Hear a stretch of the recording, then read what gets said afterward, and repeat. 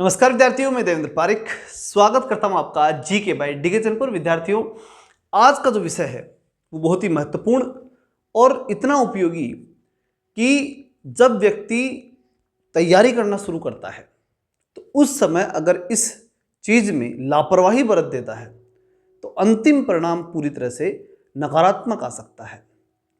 क्या चीज कि भाई जब हम तैयारी करना शुरू कर रहे हैं तो किस टीचर के मार्गदर्शन में कर रहे हैं।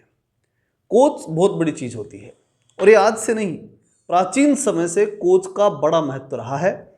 और अगर आप प्राचीन समय के अंदर जब गुरु परंपरा को देखेंगे तो महाभारत काल के अंदर तो अगर हम देखते हैं तो वहाँ जब भी कोई योद्धा अपना परिचय भी देता था तो वो अपने गुरु के माध्यम से ही देता था। अर्जुन से पूछा जाता था तो कहता था कि द्रोण शिष्य अर्जुन। तो विषय क्या है? विषय है कि गुरु बहुत महत्वपूर्ण चीज है, उसका सिलेक्शन सबसे बड़ी चीज है, उतना ही महत्वपूर्ण जितना एक किताब को सिलेक्ट करना। अगर सही किताब और सही गुरु ये दो सही सेलेक्ट हो जाते हैं, अगर हम उनका सही मार्गदर्शन ले चुके होते हैं, ये दो का चयन हम सही कर चुके होते हैं, तो निश्चित रूप से हम 90% अपनी सफलता को सुनिश्चित कर चुके होते हैं। इसलिए आज हमें जानना जरूरी है कि एक टीचर जिससे हम पढ़ने जा रहे हैं, जिस किसी से भी, चाहे मैं हो चाहे कोई और हो, उसमें कौन सी चीज़ें होनी चाहिए जिनको देख करके ही हमें टीचर सेलेक्ट करना चाहिए और फिर उसके मार्गदर्शन में हमें पढ़ाई करनी चाहिए। तो सबसे पहली चीज़, जब भी हम जिस विषय का ज्ञान लेने के लिए जिस गुरु को हम चयन कर रहे हैं वो उस विषय का ज्ञाता होना चाहिए। सबसे पहली चीज होती है, क्योंकि उसको स्वयं को ज्ञान नहीं तो वो हमें ज्ञान नहीं दे सकता। लेकिन ज्ञाता होने का अर्थ ये कतई नहीं हो सकता कि जो चीज आप प्राप्त करने जा रहे हैं वो चीज उसके पास हुई। जैसे मैं उदाहरण के रूप में बताता हूं, जब महाभारत की हम बात करते हैं, द्रोण जो है वो राजा नहीं है लेकिन युधिष्ठिर राजा बनेगा। इसका मतलब युधिष्ठिर को राजा बनना है, लेकिन इसका अर्थ ये नहीं है कि राजा से ही सीखे। राजा से नहीं सीख सकता। राजा बनना है तो राजा से नहीं सीखना, जिसको जो ज्ञान है वो सीखना है। मतलब राजा बनने के लिए मुझे क्या, युद्ध जीतना है, तो युद्ध जीताने लायक कौन है उससे मुझे शिक्षा लेनी है। सीधी सी बात, मैं इसलिए कर रहा हूं ये बात क्योंकि बहुत से बच्चे जो हैं वो जब टीचर का सिलेक्शन करते हैं तो उस समय क्या देखते हैं कि ये सेलेक्ट टीचर होना चाहिए और इसी से मैं पढ़ूंगा। तो इसका मतलब ये है कि आप एक इस प्रकार की जो है इमेजिनेशन को ले रहे हैं जो वास्तव में धरातल पे नहीं हो सकती, जिसका बहुत बड़ा बेस नहीं हो सकता। आपने न उनका ज्ञान देखा, न उनके समझाने का तरीका देखा, न आपने उनका और कोई जो एंगल है जो एक टीचर के लिए होना चाहिए वो देखा। सिर्फ आपने क्या देखा, ये सेलेक्ट है और इससे मैं पढ़ूंगा। तो आप गलत हैं, 100% गलत हैं। क्योंकि सेलेक्ट होने के कई आधार हो सकते हैं। हो सकता है कि कोई भी टीचर, और आप में से भी बहुत से बच्चे ऐसे सेलेक्ट हो जाएंगे जिनको ढंग से बोर्ड पे खड़ा नहीं आता, होना नहीं आता। तो ढंग से बोर्ड पे भी खड़े नहीं हो सकते वो लोग, लेकिन फिर वो जो है टीचर बनेंगे, बहुत से बनेंगे। तो टीचर बन जाना ये आधार कैसे हो सकता है? नहीं हो सकता। बहुत से टीचर बनेंगे जिन्हें नॉलेज भी नहीं है, ठीक है, लेकिन वो पेपर से ही बैठ गया, या तो कैसे ही बैठ गया, अब उसकी चर्चा मैं करूंगा ही नहीं, ठीक है। तो क्या सेलेक्टेड व्यक्ति, जो भी सिलेक्टेड है, क्या सेलेक्टेड व्यक्ति आपको सिलेक्शन दिला सकता है? अगर ऐसा है कि आप ये सोचते हैं कि सिलेक्टेड ही दिलाएगा तो ये आप गलत मानसिकता के साथ टीचर का चयन कर रहे हैं। तो सबसे पहली बात तो यही है, आपको जो ज्ञान लेना है उस ज्ञान को चेक करना है, न कि वो सफल है असफल है। कोई भी हो, XYZ, कोई भी व्यक्ति अगर ज्ञान का ट्रांसफॉर्मेशन सही कर पा रहा है, यहां से ज्ञान वहां तक सही जा रहा है, इट मीन्स वो बेस्ट टीचर है। इसी प्रकार से अगर आप देखेंगे, जब चाणक्य और चंद्रगुप्त की बात आती है तो चाणक्य राजा थोड़ी था, लेकिन उसने नंद वंश को चेतावनी देकर कह दिया कि तेरे को इस सीट से हटा दूंगा और तेरे जगह दूसरा बिठा दूंगा, और बिठा कर रहा। खुद भी बैठ सकता था, नहीं बैठा। तो इसका मतलब ये बिल्कुल नहीं है, हमारी परंपरा में तो बिल्कुल ही नहीं रहा, ऐसा कोई उदाहरण ही नहीं है। हमारे यहाँ गुरु अपने आप में पद है, और वो पद जो है वो इतना महत्वपूर्ण पद है वो ज्ञान के लिए ही पूजित है और ज्ञान देने के लिए जाना जाता है। अगर सही टीचर है तो ट्रांसफॉर्मेशन बेस्ट कर सकता है, अपना नॉलेज आप तक पहुंचा दे, बस वही टीचर है। फिर उसके पास नौकरी है नहीं है, सेलेक्ट है, सफल है, असफल है, वो सब बातें पीछे की तरफ हो गई, कोई मतलब नहीं उन चीज़ों का। बहुत से आपने ये उदाहरण में अगर कहूँ तो बहुत से जैसे कमरे, जैसे उत्कर्ष क्लासेज है, कलाम एकेडमी है, बहुत से टीचर ऐसे पढ़ा रहे हैं जो कहीं सेलेक्ट नहीं है लेकिन बेस्ट पढ़ा रहे हैं। तो सेलेक्टेड व्यक्ति पढ़ाए बेस्ट ऐसा बिल्कुल भी नहीं है, ठीक है। इसका कोई आधार नहीं बनता। बहुत से टीचर्स को बोलना तक नहीं आता लेकिन टॉपर होते हैं। ये बात मैं साफ कर रहा हूँ, किसी का नाम नहीं ले रहा, लेकिन हकीकत है ये चीज़। सही से शब्दों का उच्चारण तक नहीं आता लेकिन वो टीचर हैं, और वो अपने आप में टीचर है, लेकिन वो बच्चों को उस प्रकार से नॉलेज नहीं दे पाते, बढ़िया ट्रांसफॉर्मेशन नहीं कर पाते। सबसे पहली चीज़, आपको जब टीचर सिलेक्ट करना है तो सबसे पहला काम आपको एक करना है कि टीचर में नॉलेज है या नहीं, और वो सही ट्रांसफॉर्मेशन कर सकता है नहीं। दो चीज़ें जरूरी हैं। सबसे पहली, नॉलेज है या नहीं, और उस नॉलेज को हमारे तक सही भेज पा रहा है या नहीं।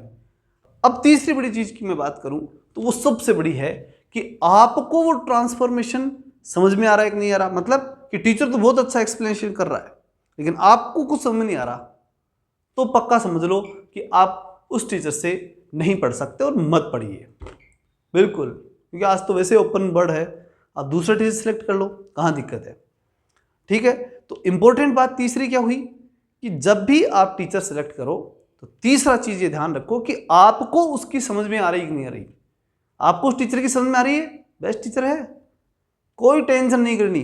वो क्या किया हुआ है, कितना किया हुआ है, किस प्रकार से पढ़ा हुआ है, उन चीज़ों पे नहीं जाना। आपको कंटेंट समझ में आ रहा है, बेस्ट है, ठीक है। तीन चीज। चौथी चीज जो इससे बड़ी है, वो ज़्यादा इंपॉर्टेंट है। वो क्या कि जब वो कंटेंट दे रहा है, जो भी टीचर दे रहा है, वो उस कंटेंट पे कितनी मेहनत कर रहा है। कई बार बहुत से नॉलेज वाले व्यक्ति भी होते हैं, बहुत अच्छा ट्रांसफॉर्मेशन भी आता है, आपको उनकी समझ में भी आती है, लेकिन वो कंटेंट जो है वो या तो पूरा भर के दे देते हैं जो शायद आपके काम का ही नहीं हो, या फिर वो बहुत ही कम दे देते हैं कि बस आपके किसी काम का, आपको वो तो आपको पहले से आता था। तो उस चीज़ का कोई मतलब नहीं है। वहाँ आपको देखना है कि जितना सफिशिएंट मैटर है, क्या वो टीचर दे पा रहा है या नहीं दे पा रहा, इतना रिसर्च तो कर रहा है कि नहीं कर रहा, इतनी मेहनत तो वो कर रहा है या नहीं कर रहा। जो शायद नॉलेज में बहुत अच्छा है लेकिन उसके बावजूद भी वो मेहनत नहीं कर पा रहे, आपके साथ जो है वो मेहनत नहीं करते। अब जैसे मैं अपनी बता दूं आपको, मैंने जब तक कंटेंट दिया फर्स्ट ग्रेड पॉलिटिकल साइंस का, जितना दिया है ना, पूरी मेहनत से दिया है, शानदार मेहनत की और पूरी रिसर्च करके पूरा जितना सफिशिएंट है पूरा मैंने दे दिया। अब कुछ टॉपिक बचे हैं भारतीय संविधान के वहाँ पर। अब मैं इस समय रुक गया। क्यों रुका? कि भाई अभी सिलेबस कंफर्म नहीं है आगे का, भाई कल को सिलेबस चेंज हो सकता है, तो कम से कम इतना कंटेंट तो मैं बचा के भी रख सकता हूँ। उनको एग्जाम तक के लिए मैंने कोर्स दे रखा है, जितने मेरे स्टूडेंट है एग्जाम तक के लिए मैंने कोर्स दे रखा है, तो कोई इशू नहीं है उनके लिए भी। वो भी समझ गए इस बात को। शुरू में उनके लिए ऐसा था लेकिन उन्होंने समझा दिया कि भाई जितना है वो याद करो जो फिक्स है।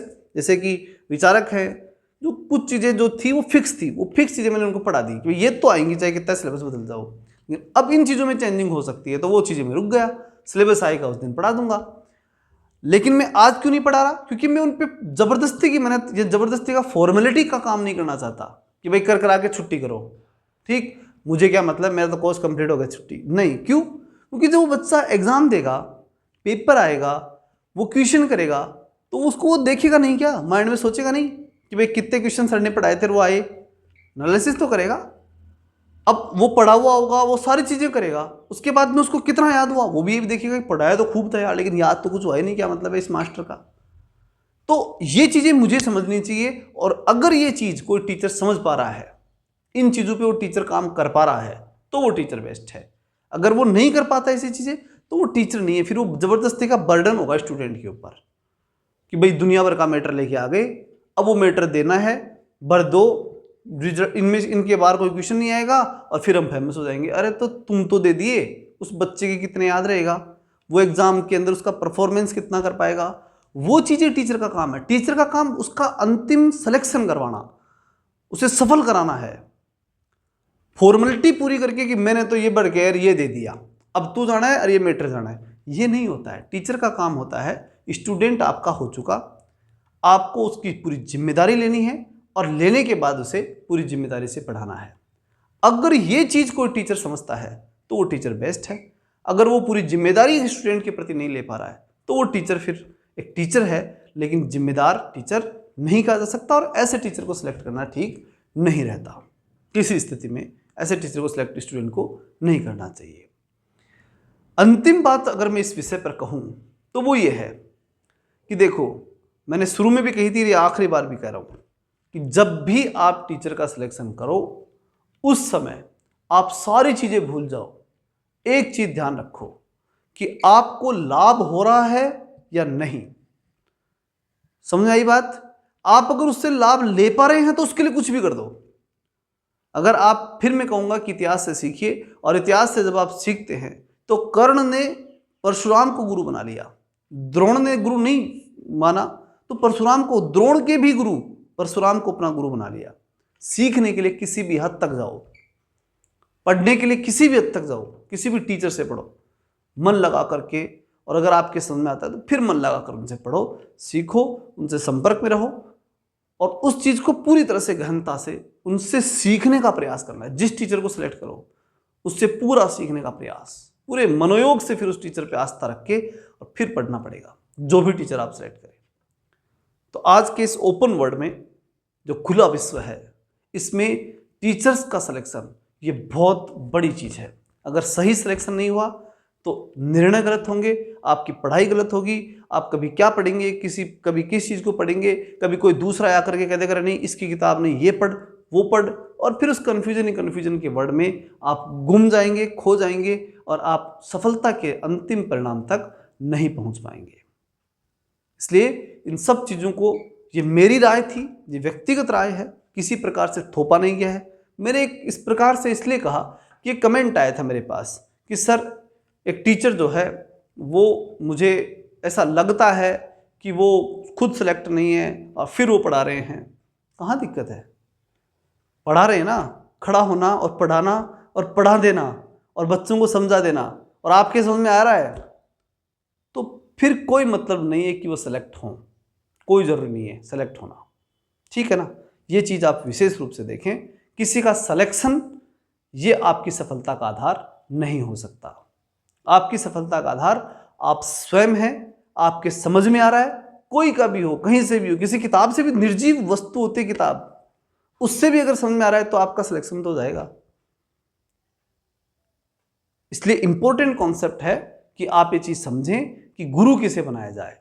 अभी एक छोटा सा उदाहरण मैं और अंत में दे दूं। आपने राष्ट्रीय स्वयंसेवक संघ का नाम सुना होगा, आरएसएस का। उन्होंने अपना गुरु मालूम है किसे बना रखा है? भगवा ध्वज को। भगवा ध्वज जो होता है ना, उसे ही अपना गुरु मानते हैं। अब बताओ, निर्जीव वस्तु है, सजीव है ही नहीं, और उस भगवा ध्वज को लगा करके वो वहाँ पर पूरे 1 घंटे व्यायाम कर लेते हैं, शाखाएं लगा देते हैं, अपने नियम अनुशासन से अपना जीवन चला लेते हैं और मानते हैं कि गुरु देख रहा है। कहीं कोई दिक्कत नहीं। इससे पहले भी उदाहरण मैंने बताया है, महाभारत में उदाहरण भी बताए हैं, ठीक है। एकलव्य का उदाहरण आप सबको मालूम है। एकलव्य ने कभी द्रोण से शिक्षा थोड़ी ली थी, पत्थर की मूर्ति लगा करके द्रोण से शिक्षा ले ली। तो महत्वपूर्ण ये होता है, अगर आप समर्पित हैं तो पत्थर की मूर्ति को गुरु बना करके सीखा जा सकता है। उसके लिए फिर ये नहीं देखा जाता कि ये कौन है वो कौन है। सीखना है ना आपको, तो ले लो, ट्रांसफॉर्मेशन चाहिए कहीं से भी लो, सीखो। अभ्यास आपका है, वो आपको करना है, वो आप ही को करना है, सब कुछ आपको करना है। सिर्फ टीचर एक निर्देशक, मार्गदर्शक हो सकता है, इससे ज़्यादा कुछ नहीं होगा। चाहे कितने बड़े टीचर से पढ़ लो, अगर आप नहीं पढ़ोगे ना तो फेल ही होगे, कोई नहीं रोक सकता। करनी है, एट लास्ट आपको मेहनत है। मार्गदर्शक अच्छा हो तो उससे बार बार मोटिवेशन मिलता है, पढ़ने का माहौल मिलता है, पढ़ने की इच्छा होती है, बार बार पढ़ते रहते हैं। मैं हफ्ते में 1-2 वीडियो बना देता हूँ, लगभग 2 ज़्यादा ही बन जाते हैं कई बार, केवल इसलिए कि बच्चा पढ़ता रहे। कोई वैकेंसी नहीं है तो ही मैं आपको कहता हूँ कुछ ना कुछ नया ला के देता हूँ। क्यों देता हूँ? इसका एक रीज़न है कि आप पढ़ते रहे, रुक न जाए कहीं।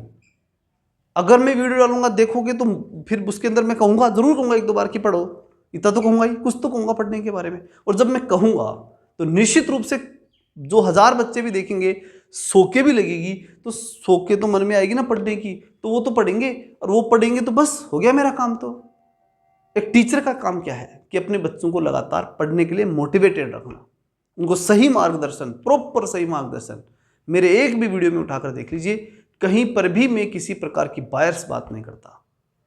जो बात है बच्चों को जो लाभदायक है उन चीज़ों को मैं यहाँ पे आकर के बोलता हूँ, और उनका मार्गदर्शन लेकर के निश्चित रूप से उनको लाभ हो, ये पूरा प्रयास मैं करता हूँ। तो अगर आपको लगातार मोटिवेटेड रह करके लगातार पढ़ते रहना है और आप नए हैं तो निश्चित रूप से आप चैनल को सब्सक्राइब भी कर सकते हैं, और लाइक तो सभी करेंगे। ठीक है, चलिए मिलते हैं नेक्स्ट वीडियो में, तब तक के लिए जय हिंद, जय भारत।